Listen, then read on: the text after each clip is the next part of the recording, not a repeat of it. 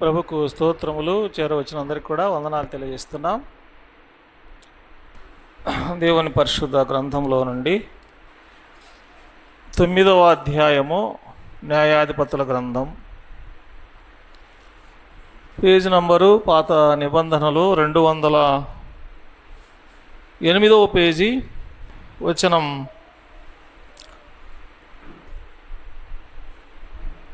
8 నుంచి మనం చదువుకుందాం. 8 నుంచి చదువుకుందాం. బైబిల్ ఉన్న వారంతా తెరిచి చూడండి, మిగతా వారు ఆలకించండి.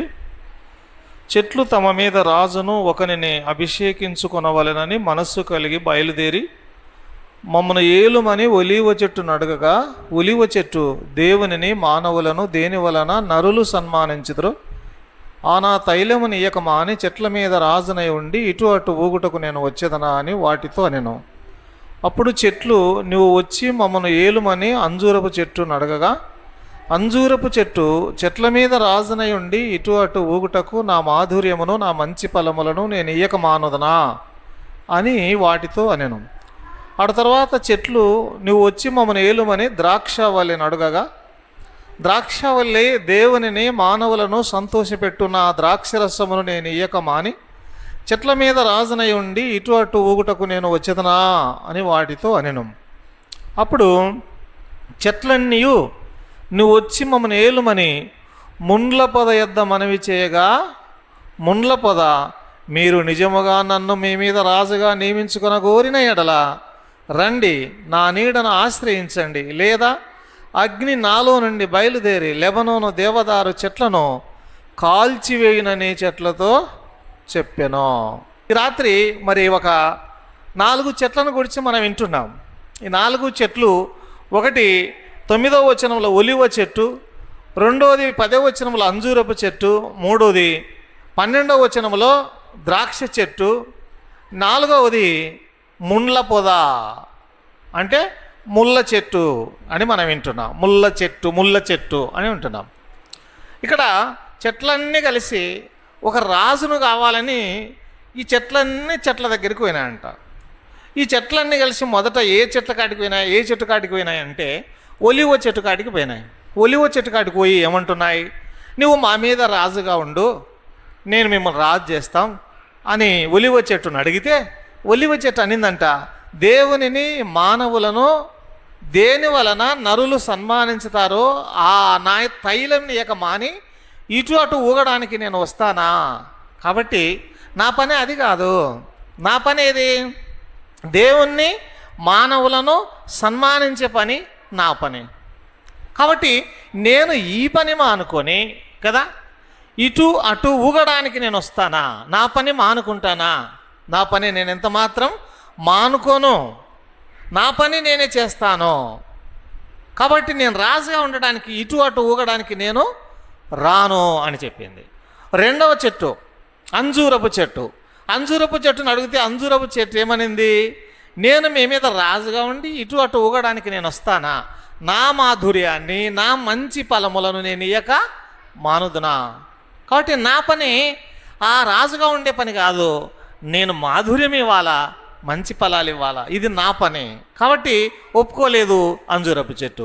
3వ చెట్టు దగ్గరికి వచ్చినాయి. ఆ 3వ చెట్టు ఎవరు అంటే 12వ వచనంలో రాయబడింది, ద్రాక్ష చెట్టు. ద్రాక్ష చెట్టును అడిగినాయి వచ్చి చెట్లన్నీ, మా మీద రాజుగా పెట్టండి, నేను మా మీద మీరు రాజుగా ఉండమంటే ఈ ద్రాక్ష చెట్టు ఏముంటుందంటే 13వ వచనం, దేవుణ్ణి మానవులను సంతోషపెట్టు నా ద్రాక్షరసమును నేను ఇయ్యక మాని చెట్ల మీద రాజునై ఉండి ఇటు అటు ఊగుటకు నేను వచ్చేదనా? ఈ ద్రాక్ష చెట్టు కూడా ఒప్పుకోలే. ఏంటి నా పని? ఏంటి? దేవుణ్ణి మానవులను నేను సంతోషపెట్టాలా? నా పని ఇది. నా పని ఈ పని మానుకొని, నేను చేయవలసిన పని మానుకొని, నేను చేయకూడని పని నేను చెయ్యను అని ఏమాత్రము కూడా ఒప్పుకోలేదు ప్రియులారా. అయితే 4వ చెట్టు దగ్గరికి వచ్చిన ఈ చెట్లన్నీ. 4వ చెట్టు ఎవరు? ముళ్ళ చెట్టు అంటే ముళ్ళకంప. చూసారా? ఈ ముళ్ళకంప దగ్గరికి వచ్చి అడిగితే ఆ ముళ్ళకంప అంటుంది, ఏమంటుంది, మీరు నిజముగా నన్ను రాజుగా కోరుకుంటున్నారా అంటే దానికి కూడా డౌట్ వచ్చింది. ఎందుకు డౌట్ వచ్చింది? ఈ మంచి చెట్లే ఒప్పుకోలేదే, అంజూరపు చెట్టు ఒప్పుకోలే, ఒలివ చెట్టు ఒప్పుకోలే, ద్రాక్ష చెట్టు ఒప్పుకోలే. ఈ చెట్లన్నీ ఒప్పుకోకపోతే, ఇంత మంచి చెట్లే ఒప్పుకోకపోతే నా దగ్గరికి వచ్చి నిజంగా మీరు రాజుగా ఉండమని కోరుకుంటున్నారా? నేను కుచ్చుతాను కదా ముళ్ళతో. ముళ్ళ చెట్టు ఏం చేస్తుంది? ముళ్ళతో కుచ్చుతుంది అన్నమాట. ముళ్ళు ఏం చేస్తాయి? కుచ్చుకుంటాయి. కుచ్చుకుంటే ప్రాణానికి నొప్పి కదా, శరీరానికి నొప్పి. కుచ్చుకుంటే బాధపడతాం, నిద్ర వస్తుంది, గాయమవుతుంది. నన్ను మీరు కోరుకుంటున్నారా? నిజంగా కోరుకుంటున్నారా నన్ను? సరే, కోరుకోండి.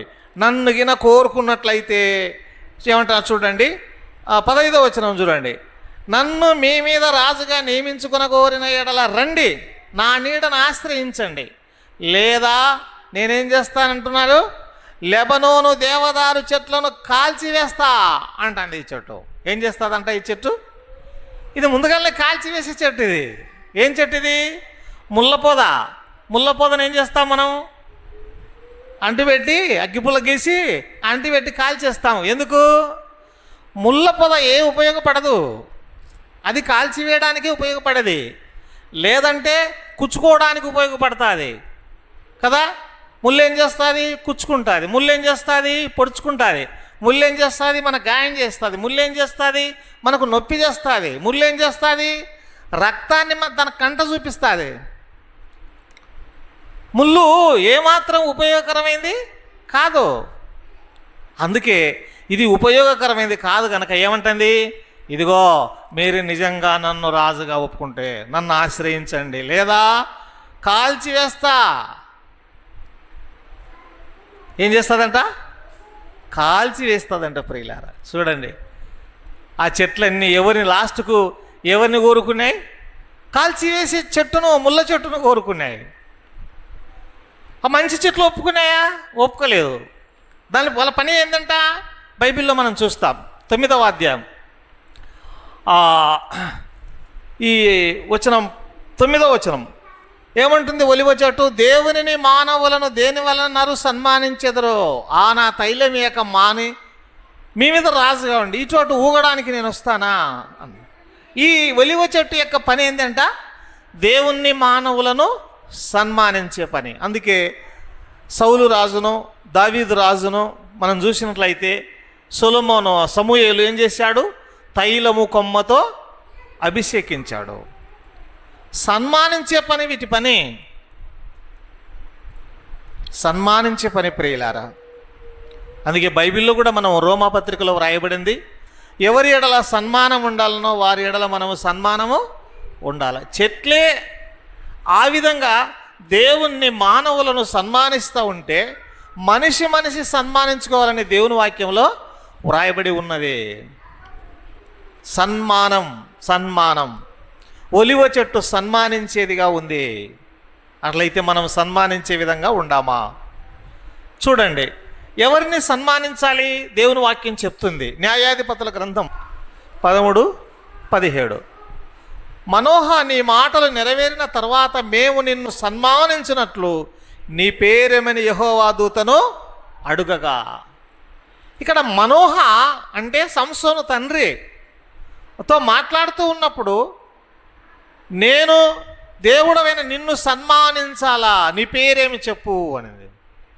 కాబట్టి మానవులు దేవుణ్ణి ఏం చేయాలంటే సన్మానించాలా. ఒలివ చెట్టు చూడండి, దేవుణ్ణి సన్మానిస్తూ ఉంది, మానవులను సన్మానిస్తూ ఉంది. అయితే మానవులమైన మనమైతే ఎవరిని సన్మానించాలి?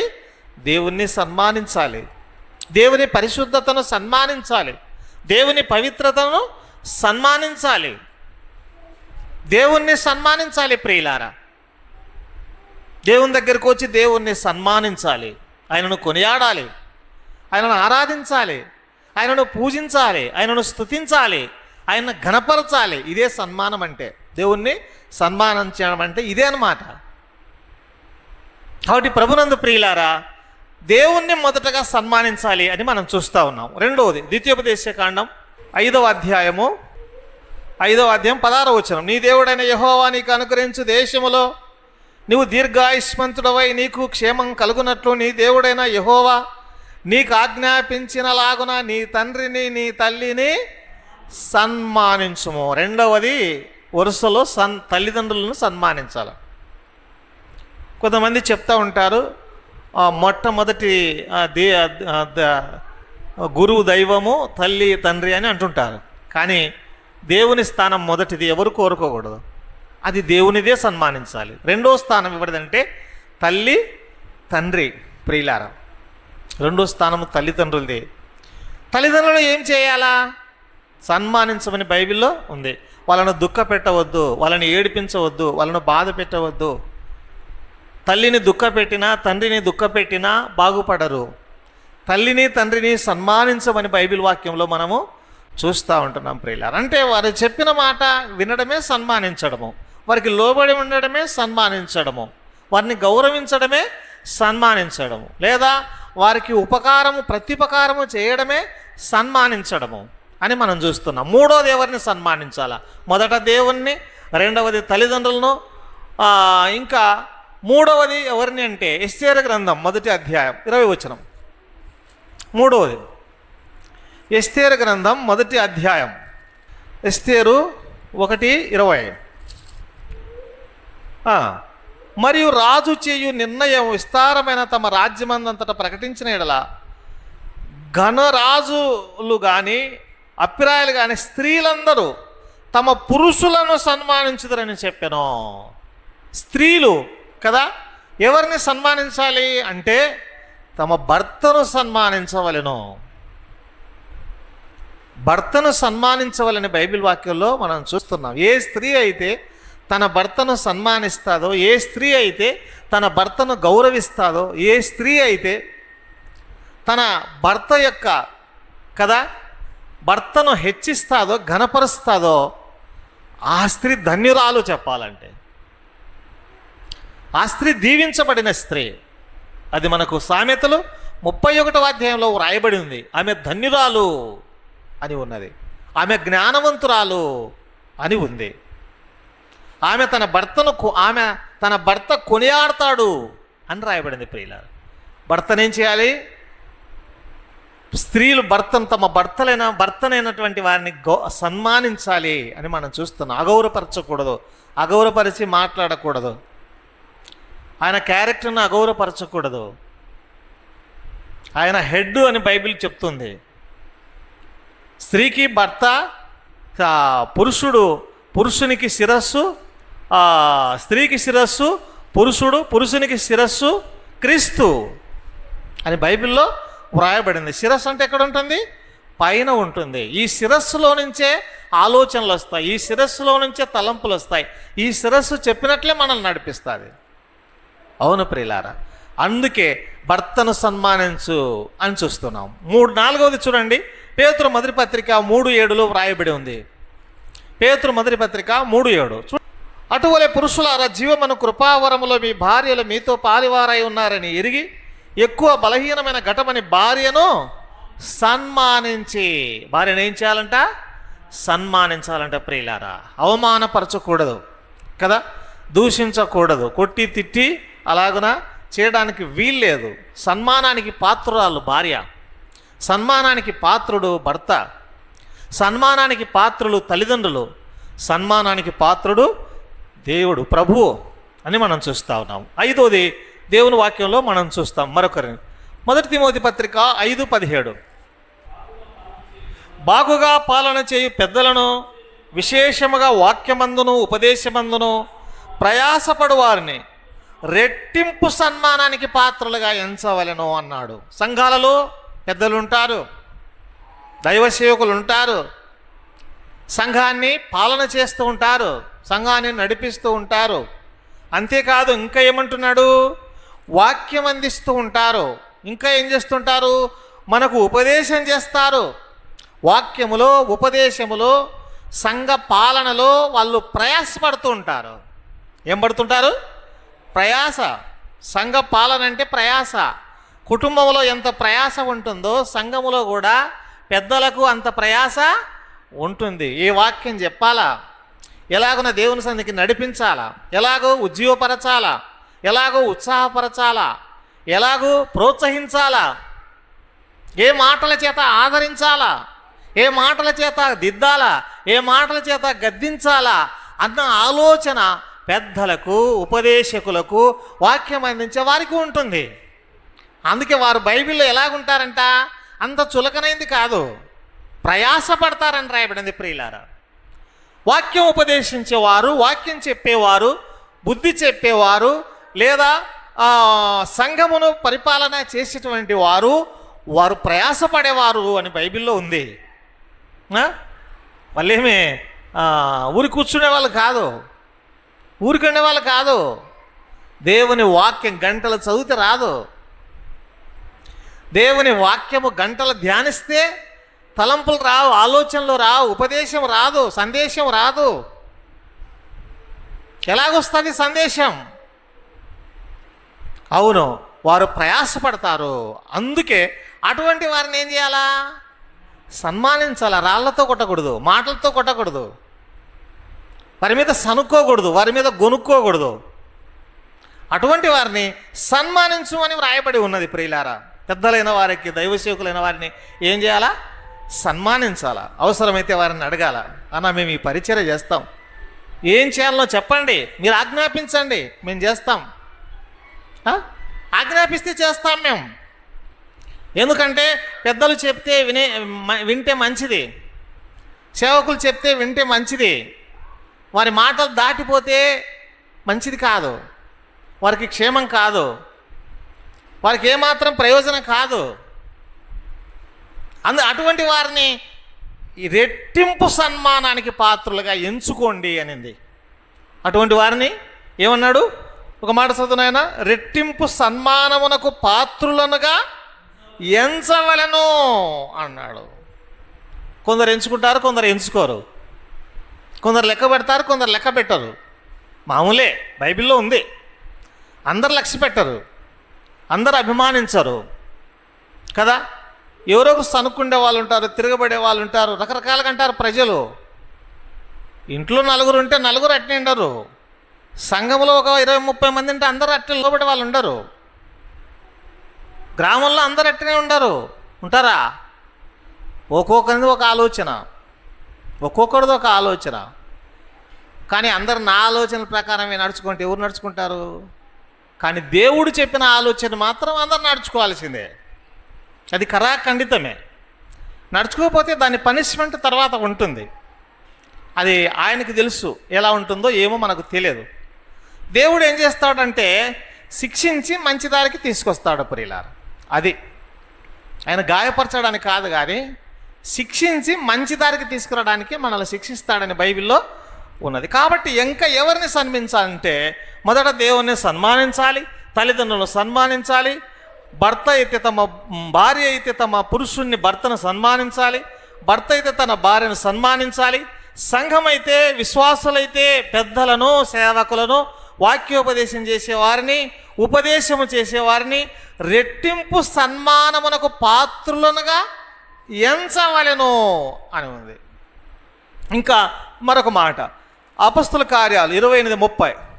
పౌలు 2 సంవత్సరములు పూర్తిగా తన అద్దె ఇంట కాపురం ఉండి తన యొద్దకు వచ్చు వారిని అందరినీ సన్మానించాడు. దైవ సేవకుడు విశ్వాసులను కూడా సన్మానించాడు కదా. తన యొద్దకు వచ్చు వారిని అందరిని ఏం చేశాడు? సన్మానించాడు. తన యొద్దకు వచ్చిన వారిని సన్మానించాడు. తన దగ్గరికి రాని వారిని ఎలా సన్మానిస్తాడు కదా. తనను ప్రేమించేవారిని కదా, తనను ప్రేమించేవారిని, తన మాట వినేవారిని సన్మానించినాడు. విశ్వాసులను కూడా సన్మానించాలి. విశ్వాసంలో తృణీకరించి మాట్లాడితే వీల్లేదు, అవసరం లేదు. అయితే సందర్భాన్ని బట్టి బోధించాలా, శిక్షించాలా, బుద్ధి చెప్పాలా, క్రమపరచాలని బైబిల్ వాక్యం రాయబడింది. అది దైవసేవకుని యొక్క కర్తవ్యం, ఆయన పాత్ర, ఆయన పని అది. అందుకే తన యొద్దకు వచ్చిన విశ్వాసులను కూడా ఆయన సన్మానించినాడు అని బైబిల్లో చూస్తాను. కాబట్టి విశ్వాసులను కూడా పెద్దలైన వారు, సేవకులైన వారు సన్మానించాలని మనం చూస్తున్నాం. ఆ మాటను చూస్తాం. తిమోతి రాసిన 2వ పత్రిక 5:3 చూడండి. నిజముగా అనాథలైన విధవరాండ్రను సన్మానింపుము అన్నాడు ప్రియులారా. ఇంకా ఎవరిని సన్మానించాలంట? సంఘములో అనాథలైన విధవరాండ్రను అంటే మామూలుగా లోకం ఏం చేస్తుంది? చిన్న చూపు చూస్తుంది. విధవరాలు భర్త లేకపోతే విధవరాండ్రను లోకం చిన్న చూపు చూస్తుంటుంది కదా. విధవరాలు ఎదురైతే ఏమంటుంటారు? పొద్దున్నే ఎదురైంది అంటారు. రకరకాలుగా మాట్లాడతారు ప్రియులారా. కానీ సంఘములో అయితే నిజంగా అనాథగా ఉన్న విధవరాండ్రని ఏం చేయాలంటే సన్మానించాలని బైబిల్లో వ్రాయబడింది. సన్మానించాలి, వారిని గౌరవించాలి అనే మాటను మనం చూస్తున్నాం. కాబట్టి ఎవరైనా విధవరాండ్రు సంఘంలో ఉంటే వారిని తృణీకరించవద్దు. నీకు అందుకే ఇట్ట జరిగింది అనొద్దు. ఏదైనా కొట్లాడినప్పుడు, ఏదన్నా వేరు అయినప్పుడు వాళ్ళతో అలాగ మాట్లాడకూడదు. వారిని కూడా ఆదరించాలి. రేపు పొద్దున నువ్వు కూడా విధవరాలు అవుతారు లేదా? ఎవరైనా విధవరాలు అవుతారు. ఈరోజు భర్త ఉండవచ్చు, కానీ విధవరాలు అయ్యేది గ్యారంటీ, వాస్తవమే. అయితే అలాగ మనం కూడా ఒకరోజు అవుతాం. కాబట్టి మనం వారు ఎదురైనప్పుడు వారిని వేరే విధంగా అపార్థము చేసుకోవద్దు. విధవరాండ్రను సన్మానించమని బైబిల్లో రాయడు. వాళ్ళని తృణీకరించవద్దు. దేవుడు విధవరాల దగ్గరికి పంపించినాడు కదా. ఏలియాను విధవరాల దగ్గరికే పంపించినాడు కదా. విధవరాలుగా ఉన్న హన్నాను కూడా మనం చూస్తే 84 సంవత్సరాల విధవరాలుగా ఉండి ఉపవాస ప్రార్థనలు చేస్తూ దేవాలయములో దేవుని సేవ చేసిన స్త్రీని మనము చూస్తూ ఉన్నాం. కాబట్టి ఆ రోజు మందిరంలో ఉండి ఆమె సేవ చేసింది 84 సంవత్సరాలు. దైవజనుడు ఆమెను ఏమన్నా అన్నాడా? దేవుని వాక్యం చెప్తుంది ఆమె భక్తిని కొనియాడినట్లు మనం చూస్తూ ఉన్నాం. ఆమె భక్తిని కొనియాడినట్లు మనం చూడగలుగుతున్నాం. ప్రియులారా, మన భక్తిని కూడా రాబోయే తరం కొనియాడే విధంగా మనం ఉండాలి అని మనం చూస్తూ ఉన్నాం. కాబట్టి ఎవరు ఒలివ చెట్టు సన్మానించేదిగా కనబడుతుంది. ఎవరిని సన్మానిస్తుంది? దేవుణ్ణి, మానవులను సన్మానించేదిగా ఉంది. అట్లయితే మనం ఎవరిని సన్మానించాలి? దేవుణ్ణి సన్మానించాలి, తల్లిదండ్రులను సన్మానించాలి, మూడవది భర్తను సన్మానించాలి, భార్యను సన్మానించాలి, 5వది పెద్దలను, సేవకులను సన్మానించాలి, 6వది బైబిల్ వాక్యంలో విశ్వాసులను సన్మానించాలి, 7వది విధవరాండ్రను సన్మానించాలి అని మనం దైవవాక్యంలో చూస్తూ ఉన్నాం. ఇంకా చాలా మాటలు ఉన్నాయి. అయితే 1-2 మాటలు చెప్పి నేను ఈ కూడికను ముగిస్తాను. కాబట్టి ఇది ఈ యొక్క ఏ చెట్టు, ఒలీవ చెట్టు యొక్క ప్రాముఖ్యత ఇది. అందుకే ఏమాత్రం కూడా తన పనిని మానుకొని నేను రాను అని కరాఖండితంగా చెప్పేసింది ప్రియులారా. కనుక తన పని తాను చేసినట్లు మనం చూస్తున్నాం. అట్లయితే మనము కూడా కుటుంబంలో ఉన్న, సంఘంలో ఉన్న, సమాజంలో ఉన్న మన పని ఏదో మనము చేయాలి. ఒకరు చేసే పని ఒకరు చేస్తే అది సరిగా ఉండదు. ఒలివ చెట్టు చేస్తేనే బాగుంటుంది. ఒలివ చెట్టు చేసేది పోయి అంజూరపు చెట్టు చేసింది అనుకో, అది ఏమాత్రం బాగుండదు. దాని పని వేరు, దీని పని వేరు. కార్పెంటర్ పని వేరు, గడాకరి పని వేరు కదా. ఇంకా ఈ నీళ్ళవి బిగిస్తారు చూడు, ఆ పని వేరు. ఎవరి పని వారిదే. ఒకరు చేసే పని ఒకరు చేయలేరు. వారి పనులలో నైపుణ్యత అనేది ఉంటుంది అని బైబిల్లో మనం చూస్తున్నాం. కాబట్టి ఈ ఒలివ చెట్టు ఆ విధంగా సన్మానిస్తుంది. ఆ ఒలివ చెట్టు ద్వారా మనం నేర్చుకున్న పాఠం ఏంటంటే మనం కూడా సన్మానించే విధంగా ఉండాలని దేవుని వాక్యములో చూస్తూ ఉన్నాం. కాబట్టి ఇంకా మిగిలింది అంజూరపు చెట్టు, 2వది ద్రాక్ష చెట్టు, 3వది ముళ్ళ చెట్టు. ఇప్పుడు పరిపాలన ఎవరికి వచ్చింది? ముళ్ళ చెట్టుకు వచ్చింది. ముళ్ళ చెట్టుకు ముందుగానే చెప్తుంది, నిజంగా మీరు నన్ను ఆశ్రయించినట్లయితే నా నీడకు రా, లేదా మీరు పొరపాటున నన్ను కాదని నువ్వు ఏదైనా చేసినావనుకో కాల్చివేస్తా. ఇప్పుడు ముళ్ళ చెట్టు ఏం చేస్తుందంట? కాల్చేస్తుందంట. ప్రియులారా చూడండి, కాల్చివేసి చెట్టును కోరుకుంటున్నాయి ఆ చెట్లు. దాని పని ఏంది? కాల్చే పని కదా. ఈ రోజులలో కూడా ఎటువంటి వాళ్ళు కావాలా? కాల్చే వాళ్ళు కావాలి మనకు. మంచి వాళ్ళు తరంగారు, మంచి ప్రవర్తన గలవారు తరంగారు, మంచి మాటలు చెప్పేవాళ్ళు తరంగారు, వినయంగా ఉండేవారు తరంగారు, విధేయులుగా ఉండేవారు తరంగారు. ఎలాంటి వాళ్ళు కావాలా? కాల్చే వాళ్ళు కావాలా? ముళ్ళ చెట్టు కాల్చి వేస్తుందంట ప్రియులారా. ముళ్ళ చెట్టు కాల్చేస్తుందంట. ఎంత మోసపోయినాయో చెట్లు చూడండి, ఎంత మోసపోయినాయో. అవే కోరుకున్న వాళ్ళనే కాల్చి వేస్తా నేను. వెనకబడి ఒక్క మాటతో ఎన్నుకున్నారో లేదో వెంటనే రండి, ఆశ్రయించండి. నిజంగా నన్ను మీరు ఎన్నుకున్నట్లయితే రండి, ఆశ్రయించండి, లేకపోతే నేనేం చేస్తా, కాల్చివేస్తా. మిగతా ఆ అంజూరపు చెట్టు లేదా ద్రాక్ష చెట్లను గూర్చి ప్రభు చిత్తమైతే రేపటి దినంలో మనము దేవుని వాక్యమును ధ్యానం చేసుకుందాం. ఈ కొద్ది తలంపులు ప్రభు దీవించును గాక. తల్లు వంచండి, ప్రార్థన చేసుకుందాం. ప్రేమగల తండ్రి, స్తోత్రం చెల్లిస్తున్నాం. రాత్రికాల సమయంలో మమ్మల్ని ప్రేమించి మీరు తెలియజేసిన చిన్న వర్తమానం కొరకై స్తోత్రములు. ఒలివ చెట్టు, అంజూరపు చెట్టు, ద్రాక్ష చెట్టు, ముళ్ళ చెట్టు, 4 చెట్లను గురించి మేము చదువుకున్నాము. అందులో విశేషంగా ఒలివ చెట్టును గురించి మేము చదువుకున్నప్పుడు, ఒలివ చెట్టు దేవుణ్ణి మానవులను సన్మానించుట మాని నేను ఇటు అటు ఊగడానికి నేను వస్తానా, నేనేమాత్రం రానని ఒప్పుకోలేదు.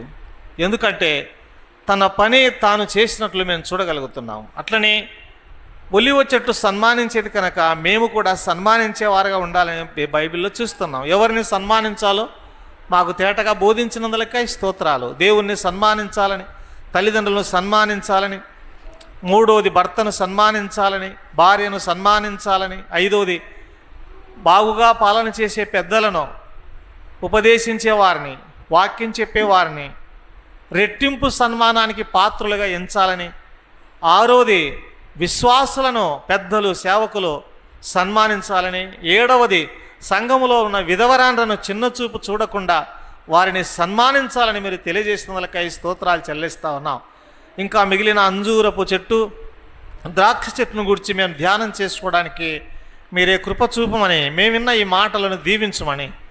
ఇదిగో ఆ చెట్లు మోసపోయాయి, కాల్చే చెట్టును, ముళ్ళ చెట్టును అవి కోరుకున్నాయి. నేటి దినాల్లో ఉన్నటువంటి మేమును కూడా దేవా నాయన మంచి సత్ప్రవర్తన గల వారిని వెంబడించడానికి సహాయము చేయండి, సాక్ష్యం కలిగిన వారిని వెంబడించడానికి సహాయము చేయండి, భక్తి కలిగిన వారిని వెంబడించడానికి సహాయము చేయండి, భయము కలిగిన వారిని వెంబడించడానికి సహాయము చేయండి, కాల్చేవారిని, పేల్చేవారిని దూరపరచండి.